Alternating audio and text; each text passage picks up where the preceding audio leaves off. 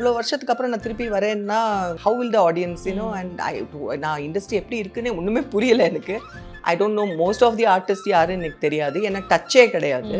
அப்புறமா அவங்க கூப்பிட்டதுக்கு அப்புறம் நிவின் அதான் அந்த கொஸ்டின் கூட வந்துச்சு, நிவின் பாலி யாருன்னு கேட்டாங்கன்னு சொல்லி. அது ஒரு பெரிய இஷ்யூ ஆயிடுச்சு. ஏன்னா நிவின் வாஸ் அ ஸ்டார். அப்போ அந்த டைம்ல நான் நிவின் பாலி ஒரு படத்துல கூப்பிடுறாங்க அப்படின்னா எங்க ஃப்ரெண்ட்ஸ் எல்லாம் அங்கே யூஎஸ்ல சொன்னாங்க, அப்பா நிவின் பாலி படமா அப்படின்னாங்க. ஏன்னா அவங்க கண்டினியூஸா மலையாள படம் எல்லாம் பார்ப்பாங்க.